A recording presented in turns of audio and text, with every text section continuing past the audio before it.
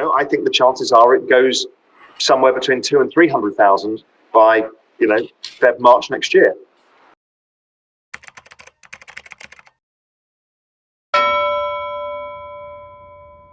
Now, last we spoke, you had about, I think it was your portfolio that you're referring to, your personal portfolio that's now almost all crypto, was 25% in gold at that time. And then, as of, I think it was like November 29th, you fired up that tweet, I'm selling my gold, I'm moving 98% of my investable assets into crypto.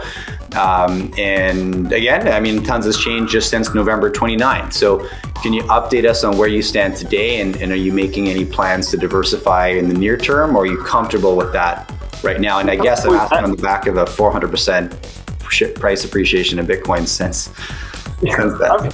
It's done pretty well. But compared to prior cycles, it should go a lot further. But all prior cycles have multiple 40%, 30% corrections. Yes. I actually think it probably goes higher before we get the correction. So Bitcoin might get at 50,000. There's even an outside chance that we go up to 100,000 by mid-Feb and then correct 40%. I don't know. My way of playing that is I'm all in.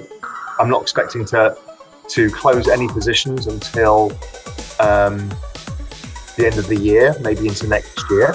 So I will just, if I get any more cash, I will just buy a dip. And I'll be tilting it more towards Ethereum than Bitcoin. I'm currently 80-20. Yeah. Add to Ethereum because I think it's going to outperform in this cycle. Yeah, okay, that helps answer a question for me. And, when I see an asset class appreciate 400% in a year, we've all seen 1,000 charts that look like that, and 99% of them end the same way with some kind of a correction, right? And obviously, it's incredibly tempting to take some profits and take cash off the table. I've exercised restraint, again, based off the conversation, actually not that we had last spring, but just commentary I've heard you talking about your strategy. You're not trying to trade it. You're like, I'm not losing sleep over this, right? I have enough confidence in the long-term basis. Put it this way. So it's now at 40,000 as we speak. Sure. If it had a 50% crash, it's still at 20,000, which is still higher than any of us got in at. Right. So, it was there like a month ago at 20,000. Yeah. So put it in perspective. Yes. It looks horrible when you see a P&L go down, but it's okay. And if you can then add more for the next run up, because these crypto cycles tend to be much longer and much sharper than we used to in traditional markets. Yeah. So that's okay. I think the chances are it goes somewhere between 200,000 and 300,000 by, Feb, March next year. Okay. Yeah. Now you briefly mentioned there you're looking at Ethereum. You were weighted 80-20 BTC to Ethereum, and are you expecting that to change in 2021? Yeah, I'm hoping to add to Ethereum soon, and I will probably continue to add to that, because if I look at the chart of Ethereum versus Bitcoin, it looks like it's basing. Usually, Ethereum is also very much following the 2017 Bitcoin cycle, both in price, in number of wallet addresses, in market cap. It's identical. It's kind of spooky, which tells you this is being driven by Metcalfe's law and adoption effects than almost anything else. So if that's the case, then we know Ethereum has a decent chance of getting to 20,000, considering right now it's at 11,800. 1,180. Yeah. Holy shit. That's a value proposition. Even with Bitcoin going to 200,000 to 300,000, one's 8x, one's 16x from here. Yes. Okay, now you said hoping to add soon. So walk me through your decision-making process there, if you could. No decision, it's cash. I'm all in, right? As soon as I get some extra cash, I'll put it in. Got it. Okay. That's how I'm dealing with this is, and I'm hoping I get a dip, but if not, I'll still buy it because I'm not worried about the 50% correction. Okay. Very cool. Now, I want to pivot a little bit. So just to clear, why am I not worried about the 50% correction? I've got no leverage in the trade. Yeah. I know what I can stand to lose. Yes. It's not, I'm an all-in, this is my whole life is riding on this. It's not. Yeah. This is a very significant bet for me, but taken from a calculated risk perspective.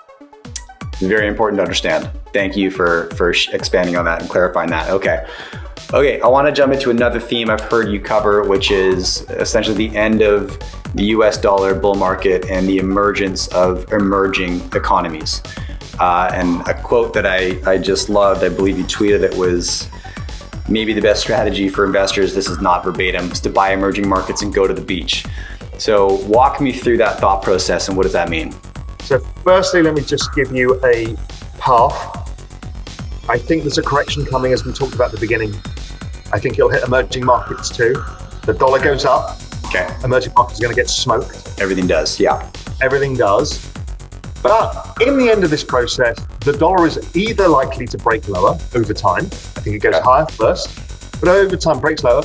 Or my actual hunch is it trades in a sideways range, which is miserable for FX traders, amazing for emerging markets. Stable US dollar is beautiful. So if I look at the chart of the EEM, there's a simple ETF that you can trade. Look at the monthly chart of that, or the underlying MSCI Emerging Markets Index. And it's just a massive wedge pattern. I mean, it's a thing of beauty. And it looks like you've got, most of these emerging market cycles tend to give 400% upsides. That's huge. And that's how it always plays out. So we are almost record undervaluation of emerging markets versus developed markets. We're the largest outperformance of the S&P in history against emerging markets. We are set up for a hell of an opportunity. And if the dollar stabilizes for any period of time and there's some global recovery, which obviously will be coming, these countries have less debts, less aging demographics, less problems, more outperformance. So, and it is generally a 7 to 10 year cycle. So you can buy emerging markets and go to the beach. And how do you play that market? What are the options available to investors, Raoul? So how you asset allocate is 3 buckets: liquidity preference, time preference, risk preference. So liquidity preference, you want the thing that's liquid that you can get in and out of when you start the trade, when you don't know it's confirmed. Okay. Because you want to be able to get in and out quick, right? You'll do the same in crypto. It's Bitcoin or nothing at that point. Then you start setting your time preference. Okay, I feel like I'm on the trend and I've captured what I think is the start of a larger move. So therefore, I'm willing to hold longer holding periods. So then I might start looking for other areas, or I build a larger position. And let's say EEM is the chosen starting vehicle because it's an ETF to trade in and out. Then you get into risk preference, the next part of the cycle. When it's established, all investors then start moving out the risk curve. And that usually happens maybe a year or so afterwards, maybe 2 years, where they start thinking, actually, I want to juice this trade.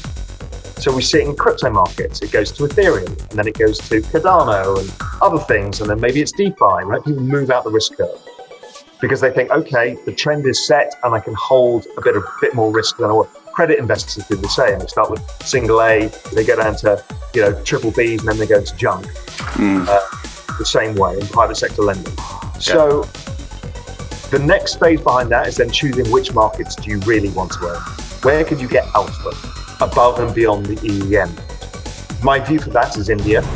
I think it is the next the next decade. I mean, I'm half Indian. I spent a lot of time there, and this market, what's going on in India at an infrastructure level, technology level, is mind-blowing. So there is a lot going on there. It's still early. It's like being in China in the 90s. So I'm very interested in that. I'm also interested in the countries that surround India that have young populations and low debts, high household savings. I call them the monsoon countries. The monsoon trade winds is the old spice route. And India's the center, it's basically the Indian Ocean. That is the less investable, which is the Swahili coast of Africa, Kenya, Ethiopia, Kenya, Tanzania, down to South Africa. On the other side, you've got Singapore, Indonesia, Malaysia. On the north, you've got the riskiest but most rewarding market of all is Iran.